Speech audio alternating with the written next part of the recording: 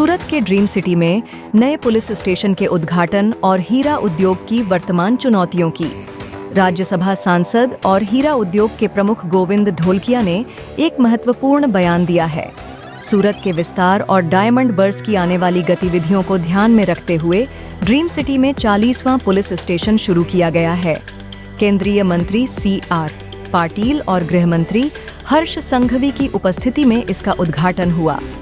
यह स्टेशन व्यापारियों और करोड़ों हीरों की सुरक्षा सुनिश्चित करेगा, खासकर कस्टम ऑफिस के नजदीक होने के कारण। ढोलकिया ने बताया कि हीरा उद्योग पिछले 2 साल से मंदी का सामना कर रहा है। इसका मुख्य कारण लैब ग्रोन डायमंड्स की बढ़ती मांग और प्राकृतिक हीरों के प्रति ग्राहकों का भ्रम है। इसके चलते सूरत डायमंड बर्स की 100 से अधिक ऑफिसें अभी तक पूरी तरह शुरू नहीं हो पाई हैं। ढोलकिया ने सरकार से रत्न कलाकारों को आर्थिक सहायता प्रदान करने की अपील की है।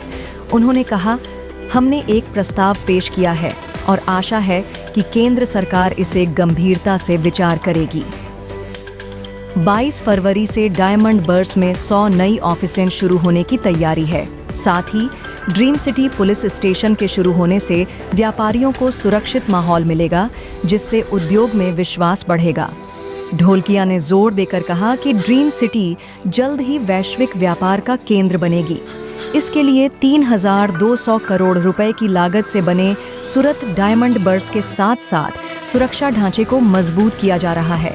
गोविंद ढोलकिया का मानना है कि सरकार और उद्योग के सहयोग से सूरत जल्द ही इस मंदी से उबर जाएगा।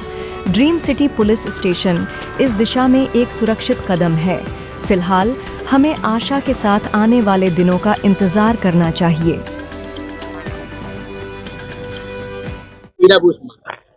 अपना सूरत डायमंड बुर्स में ड्रीम सिटी पुलिस स्टेशन आजे उद्घाटन थयुं एमां आपड़ा पुलिस कमिश्नर श्री गहलोत साहेबनी मेहनत, गुजरात सरकारनो सपोर्ट अने आपणे आ एरिया में ज्यारे डायमंड आटलुं बधुं वेल्यू वाली अहींया वस्तु आवे छे कस्टम छे, तो एना केवी रीते सेफ्टी ने सिक्योरिटी रहे एवो विचार करीने जे आ police station dream city police station नु आज उद्घाटन थयुं ए बहुत सराहनीय छे अने आपणे आशा राखीए के आ एरिया में खूब ज सेफ्टी शांति अने सुख रहेशे। धन्यवाद। काका एक सवाल छे, आर्थिक सहायनी रत्न कलाकारो मांग करी छे એટલે ભાઈ બધાને આપણે સુરત વાળાને તો ખબર જ છે કે અત્યારે ડાયમંડ બિઝનેસમાં ખૂબ જ મંદી ચાલી રહી છે,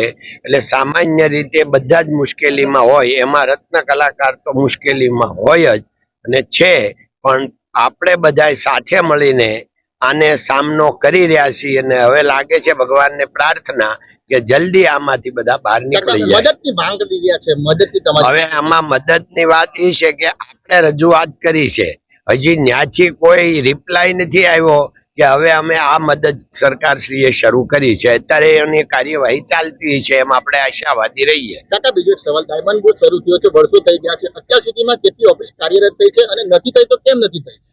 એમાં એવું છે, હમણાં આપણો પ્રશ્નનો જવાબ તો આવી ગયો કે બજાર માર્કેટ જ વીક છે, બધાને આવવું છે, ધંધો કરવો હોય તો નવો ધંધો વધે તો ઉત્સાહ હોય ને આવે, એટલે જે લોકો આવ્યા છે 101 જણા એ લોકો ધંધો કરે છે ને પાછા 21 તારીખે બીજા પાછા લગભગ 101 ઓફિસ આવે છે। ધન્યવાદ।